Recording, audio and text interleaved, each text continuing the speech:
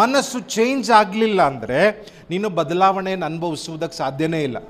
ನಮ್ಮ ಮನಸ್ಸಿನಲ್ಲಿ ಚಿಕ್ಕ ಮಕ್ಕಳಲ್ಲಿ ಆಗುವಂತಹ ಅನುಭವಗಳು, ಕುಟುಂಬದಲ್ಲಿ ಬೆಳೆದಂಥ ಅನುಭವಗಳು, ಶಾಲೆ, ಸ್ಕೂಲು, ಕುಟುಂಬ, ಇದೆಲ್ಲ ಅನುಭವಗಳಿಂದ ನಮ್ಮ ಸಾಫ್ಟ್ವೇರ್ ಕರಪ್ಟ್ ಆಗಿದೆ. ರಕ್ಷಣೆ ಹೊಂದಿದಾಗ ನನ್ನ ಪ್ರಾಣಾತ್ಮ ಇನ್ನೂ ಸಂಪೂರ್ಣವಾಗಿ ರಕ್ಷಣೆ ಹೊಂದ್ತಾ ಇಲ್ಲ. ನಾವು ಎಷ್ಟು ಪ್ರೇಯರ್ ಮಾಡ್ತೇವೋ, ಎಷ್ಟು ಸಭೆಗೆ ಬರ್ತೇವೋ, ಎಷ್ಟು ಆರಾಧನೆ ಮಾಡ್ತೇವೋ, ಎಷ್ಟು ಜೀಸಸ್ ಬಗ್ಗೆ ನಂಬ್ತೇವೋ, ಆ ಪ್ರಾಣಾತ್ಮ ರಕ್ಷಣೆ ಹೊಂದುತ್ತಾ ಹೋಗುತ್ತೆ. ಮನಸ್ಸಿನಲ್ಲಿ 3 ಭಾಗ ಇದೆ. 1 ಆಲೋಚನೆ, 2 ಭಾವನೆ, 3ನೇದು ಇಚ್ಛಾಶಕ್ತಿ, ಥಾಟ್ಸ್. ಇದೆಲ್ಲಿಂದ ಬರುತ್ತೆ? ಮನಸ್ಸಲ್ಲಿ ಬರುತ್ತೆ. ಫೀಲಿಂಗ್ಸ್ ಎಲ್ಲಿ ಬರುತ್ತೆ? ಸೋಲಲ್ಲಿ ಬರುತ್ತೆ. ಇಚ್ಛೆ ಅಂದರೆ ಏನು?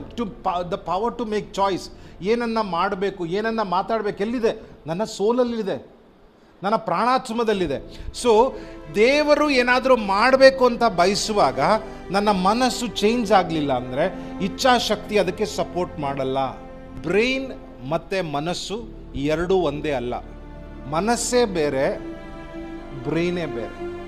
ಬ್ರೈನ್ ಅಂದರೆ ನಮ್ಮ ಶರೀರದ ಒಂದು ಭಾಗವಾಗಿದೆ. ನಾನು ಹೇಳ್ತಾ ಇರೋದು ನ್ಯೂರೋ ಸೈನ್ಸ್ ಹೇಳ್ತಿದೆ, ಸೈಕ್ಯಾಟ್ರಿಸ್ಟ್ ಹೇಳ್ತಿದ್ದಾರೆ. ಬರೀ ನಿನ್ನ ಬ್ರೈನ್ ಬರೀ 1% ಆದರೆ 99% ನಿನ್ನ ಮನಸ್ಸು. ನಮ್ಮ ಬ್ರೈನಲ್ಲ, ನಮ್ಮ ಮನಸ್ಸಿನಲ್ಲಿ ಅನುಭವಗಳ ದೆಸೆಯಿಂದ ಹಲವಾರು ತೊಂದರೆಗಳಿದೆ. ಭಯ, ಆತಂಕ, ಡಿಪ್ರೆಷನ್. ನಮ್ಮ ಮನಸ್ಸು ನನಗೆ ಸಿಗ್ನಲ್ ಕೊಡ್ತಾ ಇದೆ, ನೀನು ಆಲೋಚನೆ ಮಾಡ್ತಾ ಇರುವ ರೀತಿ ಸರಿ ಇಲ್ಲ ಅಂತ ಸಿಗ್ನಲ್ ಕೊಡ್ತಾ ಇದೆ. ಬೇಡದೇ ಇರುವ ಆಲೋಚನೆ ನೀನು ಮಾಡ್ತಾ ಇದೀಯ ಅಂತ ಅರ್ಥ. ಸೊ ನಾವು ಈಗ ನಾನು ಯಾಕೆ ಈ ಥರ ಆಗ್ತಾ ಇದೆ, ಯಾಕೆ ಈ ಥರ ಬೆವ್ತ್ಕೊಳ್ತಿದ್ದೇನೆ, ಯಾಕೆ ಈ ಥರ ಟೆನ್ಷನ್ ಆಗ್ತಾ ಇದೆ, ಯಾಕೆ ಈ ಥರ ಯೋಚನೆ ಮಾಡ್ತಿದ್ದೇನೆ, ಇದನ್ನೆಲ್ಲ ನಾನು ಕೂತ್ಕೊಂಡು ಯೋಚನೆ ಮಾಡಬೇಕು. ಯಾರು ಮಾಡಬೇಕು? ನೀನೇ ಮಾಡಬೇಕು. ದೇವರು ನಿನ್ನ ಜೊತೆಯಲ್ಲಿ ಇದ್ದುಕೊಂಡು ದೇವರು ತೋರಿಸ್ತಾರೆ, ಇಲ್ಲಿ ನಿನ್ನ ಪ್ರಾಬ್ಲಮ್ ಇದೆ. ಮೈಂಡನ್ನು, ನನ್ನ ಮನಸ್ಸನ್ನು ನಾನು ಸರಿಪಡಿಸ್ಬೇಕು. ಹೆಂಗೆ ಸರಿಪಡಿಸ್ಬೇಕು ಅದನ್ನೇ ದೇವರು ಹೇಳೋದು. ನೀನು ಆ ಸಮಯದಲ್ಲಿ ದೇವರ ಚಿತ್ತ ಏನು ಅಂತ ತಿಳ್ಕೊಳ್ಳುವುದಕ್ಕೆ ನೀನು ನೂತನ ಮನಸ್ಸನ್ನು ಹೊಂದಿಕೊಳ್ಳಬೇಕು. ನೂತನ ಮನಸ್ಸನ್ನು ಹೊಂದ್ಕೊಂಡ್ರೇನೆ ನೀನು ಹೊಸ ವ್ಯಕ್ತಿಯಾಗಿ ಜೀವಿಸುವುದಕ್ಕೆ ಸಾಧ್ಯ. ಪ್ರತಿಯೊಬ್ಬನಿಗೂ ದೇವರ ಆಲೋಚನೆಗಳನ್ನು ಇಟ್ಕೊಂಡಿದ್ದಾನೆ, ಪ್ಲಾನ್ಗಳನ್ನು ಇಟ್ಕೊಂಡಿದ್ದಾನೆ, ಉದ್ಧರಿಸುವಂತಹ ಪ್ಲಾನನ್ನು ಇಟ್ಕೊಂಡಿದ್ದಾನೆ. ಈ ಸೋಲ್ ಇದೆಯಲ್ಲ, ಇಚ್ಛಾಶಕ್ತಿ, ಮನಸ್ಸು ಕೆಟ್ಟಿರೋದ್ರಿಂದ ಅದನ್ನು ಸ್ವೀಕರಿಸ್ಕೊಳ್ಳೋದಕ್ಕೆ ಹಲವಾರು ಸಲ ಆಗಲ್ಲ. ನಾವೇನು ಮಾಡಬೇಕು? ನಾವು ಮನಸ್ಸನ್ನು ನವೀಕರಿಸಬೇಕು, ನೂತನ ಪಡಿಸಬೇಕು, ಅಥವಾ ರಿನ್ಯೂ ಮಾಡಬೇಕು. ನಮ್ಮ ಮನಸ್ಸನ್ನು ಉಪಯೋಗಿಸಿ ಬ್ರೈನನ್ನು ರೀವೈರ್ ಮಾಡ್ಬೋದು, ಚೇಂಜ್ ಮಾಡ್ಬೋದು. ಪಾಸ್ಟರ್, ನಿಮಗೆ ಗೊತ್ತಿಲ್ಲ, ನನ್ನ ಮಕ್ಕಳ, ನನ್ನ ಚಿಕ್ಕ ವಯಸ್ಸಿಂದ ನನಗಾಗಿರುವಂತಹ ಅನಾಹುತಗಳು, ನನಗಾಗಿರುವಂತಹ ಟ್ರಾಮಾ, ನನಗಾಗಿರುವಂತಹ ಟಾಕ್ಸಿಕ್, ಇದೆಲ್ಲದರಿಂದ ನನ್ನ ಮನಸ್ಸು ಕೆಟ್ಟೋಗಿದೆ, ನಾನು ಚೇಂಜ್ ಆಗೋ ಚಾನ್ಸೇ ಇಲ್ಲ. ಇದು ದೊಡ್ಡ ಸುಳ್ಳು. ನೀನು ನಿನ್ನ ಮನಸ್ಸನ್ನು, ನಿನ್ನ ಬ್ರೈನನ್ನು ನಂಬಿಕೆಯಿಂದ ಬದಲಾಯಿಸ್ಕೋಬೋದು ಅಂತ ದೇವರು ಹೇಳ್ತಾ ಇದ್ದಾರೆ.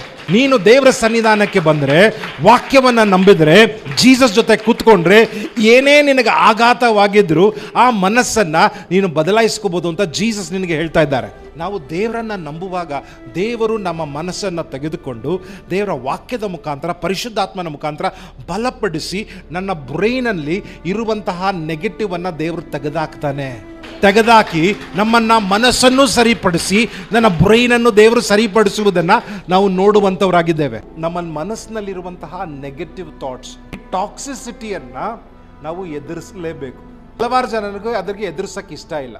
ಹಿಂಗೆ ಅಂದಿದ್ದು ನನಗೆ ಮನಸ್ಸಿಗೆ ನೋವಾಗಿದೆ, ಹಿಂಗೆ ಮಾಡಿದ್ದು ನನ್ನ ಮನಸ್ಸಿಗೆ ನೋವಾಗಿದೆ. ಸೊ ಏನು ಮಾಡ್ತಾರೆ? ಅದರಿಂದ ಓಡೋಗ್ತಾರೆ.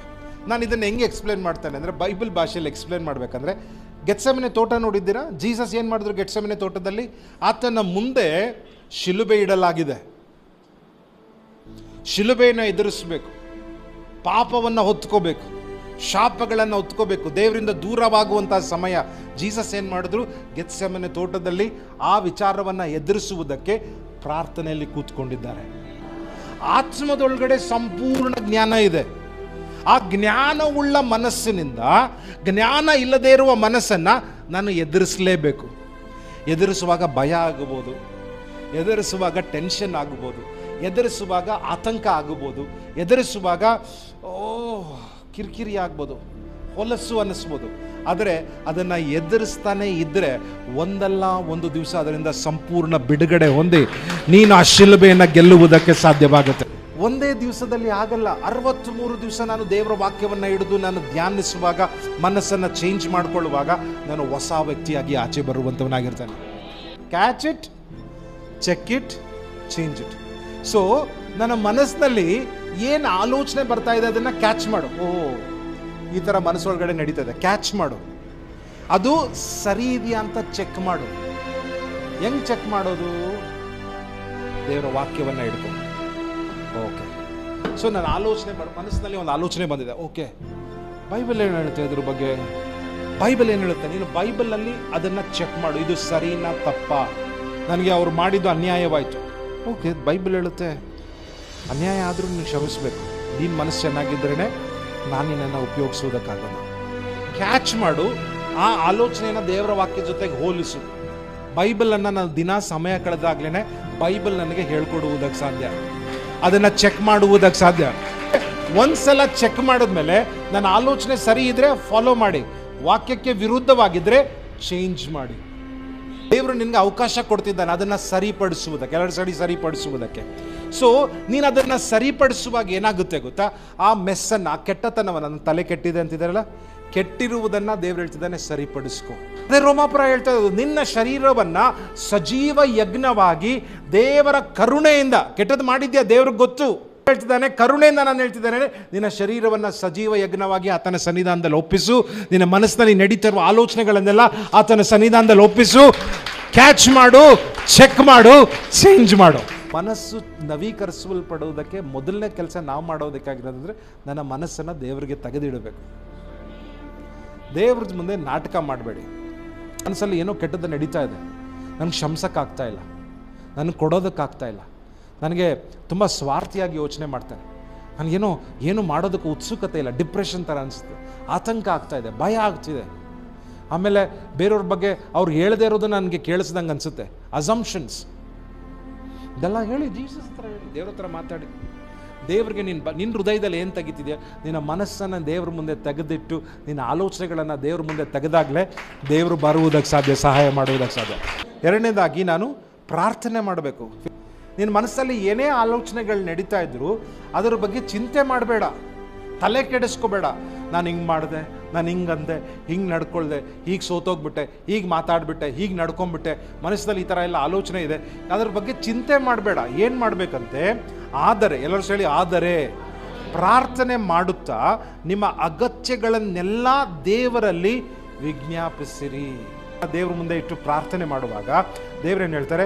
ನೀನು ಪ್ರಾರ್ಥನೆ ಮಾಡುವಾಗಲೆಲ್ಲ ದೇವರಿಗೆ ಕೃತಜ್ಞತೆ ಸ್ತುತಿಯಿಂದ ಮಾಡಿದ್ರೆ ದೇವರು ಹೇಳ್ತಾರೆ ನಿನ್ನ ಮನಸ್ಸನ್ನು ಆತನು ಸಮಾಧಾನದಿಂದ ತುಂಬಿಸುವಂಥವನಾಗಿರ್ತಾನೆ. ಮೂರನೇದಾಗಿ, ಪ್ರತಿಯೊಂದು ದೇವರಿಗೆ ವಿರೋಧವಾಗಿರುವ ಆಲೋಚನೆ ಯಾವುದೇ ಆಗಿರ್ಬೋದು, ಬ್ರೂಟಲಿ ಆನೆಸ್ಟ್ ಆಗಿರಬೇಕು. ನನ್ನಲ್ಲಿ ಕೆಟ್ಟ ಆಲೋಚನೆ ಬರ್ತಾ ಇದೆ, ನನಗೆ ಬೇರೆಯವ್ರ ಮೇಲೆ ಕೋಪ ಬರ್ತಾ ಇದೆ, ಶಾಪ ಹಾಕಬೇಕು ಅಂತ ಮನಸ್ಸು ಬರ್ತಾ ಇದೆ, ಹೇಳಿ ದೇವ್ರ ಹತ್ರ. ಆಲೋಚನೆಯನ್ನು ತೆಗೆದುಕೊಂಡು ಅದನ್ನು ಚೇಂಜ್ ಮಾಡು. ಇಲ್ಲ ದೇವರೇ ನಾನು ಫಸ್ಟ್ ಆಫ್ ಆಲ್ ಆಲೋಚನೆಯನ್ನು ಹಿಡಿದಿಟ್ಕೋಬೇಕು. Take the thought captive. ಆ ಆಲೋಚನೆಯನ್ನು ಹಿಡಿದಿಟ್ಕೊಳ್ಬೇಕು ಅಂತ ಬೈಬಲ್ ಹೇಳ್ತಾ ಇದೆ. ಅದನ್ನು ಸ್ವಾಧೀನ ಮಾಡ್ಕೋಬೇಕು. ಅದನ್ನು ತೆಗೆದುಕೊಂಡು ಬಂದು ದೇವರ ಸನ್ನಿಧಾನದಲ್ಲಿ ಒಪ್ಪಿಸ್ಕೊಟ್ಟು, ದೇವರ ಇದನ್ನು ಚೇಂಜ್ ಮಾಡಪ್ಪ. ಗಮನಿಸಿ. ನಾಲ್ಕನೇದಾಗಿ, ಒಳ್ಳೆ ಆಲೋಚನೆ ಬಗ್ಗೆ ಮನಸ್ಸಿಡಿ, ಕೆಟ್ಟ ಆಲೋಚನೆ ಬಗ್ಗೆ ಮನಸ್ಸಿಡಬೇಕು. ಐದನೇದಾಗಿ, ವಾಕ್ಯದ ಮುಖಾಂತರ ಜೀವನವನ್ನು ನೋಡಬೇಕು. ನಾನು ಬೈಬಲ್ ಮುಖಾಂತರ ನನ್ನ ಜೀವನವನ್ನು ನೋಡಬೇಕು, ಬೈಬಲ್ ಮುಖಾಂತರ ನನ್ನ ಕೆಲಸವನ್ನು ನೋಡಬೇಕು. ನಾನು ನೋಡೋದೆಲ್ಲ ಬೈಬಲ್ ಮುಖಾಂತರ ಆಗಿದ್ದರೆ ನನ್ನ ಪರಿವರ್ತನೆ ಭಾಳ ಸುಲಭವಾಗುತ್ತೆ. ಸೊ ಬೈಬಲ್ ಮುಖಾಂತರ ನೋಡುವುದನ್ನು ಕಲಿಬೇಕು. ಸೊ ಇಲ್ಲಿ ನಾನು 5ನೇ ವಿಚಾರ ಹೇಳೋದು, ಸಂಪೂರ್ಣವಾಗಿ ದೇವರ ವಾಕ್ಯದಲ್ಲಿ ನಾವು ಮುಳುಗಿರಬೇಕು. ನೆಕ್ಸ್ಟ್, ಹೆಂಗೆ ನಾವು ಹೊಸಬರಾಗೋದು? ಪರಿಶುದ್ಧಾತ್ಮನು ನನ್ನನ್ನು ಚೇಂಜ್ ಮಾಡುವಾಗ. ಸೊ ಪರಿಶುದ್ಧಾತ್ಮನ ಜೊತೆ ಸಮಯ ಕಳಿಬೇಕು. ಪರಿಶುದ್ಧಾತ್ಮನ ಹೃದಯವನ್ನು ಮುಟ್ಟುವುದಕ್ಕೆ, ಅನ್ಯ ಭಾಷೆಯಲ್ಲಿ ಮಾತಾಡುವುದಕ್ಕೆ, ಪರಿಶುದ್ಧಾತ್ಮನ ತೋರಿಸುವಾಗಿ ಪ್ರಾರ್ಥನೆ ಮಾಡುವಾಗ, ಪರಿಶುದ್ಧಾತ್ಮನ ಮೇಲೆ ಡಿಪೆಂಡ್ ಆಗುವಾಗ ನನ್ನನ್ನು ಹೊಸಬರನ್ನಾಗಿ ದೇವರು ಮಾಡ್ತಾರೆ. ಇಂಗ್ಲಿಷ್ ಬೈಬಲಲ್ಲಿ ಚೆನ್ನಾಗಿ, he makes you a spiritually new person. ಹಳೇ ಮನುಷ್ಯನನ್ನು, ಹಳೆಯ ವಿಚಾರಗಳನ್ನು ನಿನ್ನಿಂದ ತೆಗೆದಾಕಬೇಕು. ಹಳೇ ಜೀವನವನ್ನು, ಹಳೆಯ ಮನುಷ್ಯನನ್ನು, ಹಳೆಯ ಆಲೋಚನೆಗಳನ್ನು ನಿನ್ನಿಂದ ತೆಗೆದಾಕಿ ಹೊಸ ಮನುಷ್ಯನನ್ನು, ಹೊಸ ಆಲೋಚನೆಗಳನ್ನು, ಹೊಸ ನಡತೆಗಳನ್ನು ಹಾಕುವಂಥ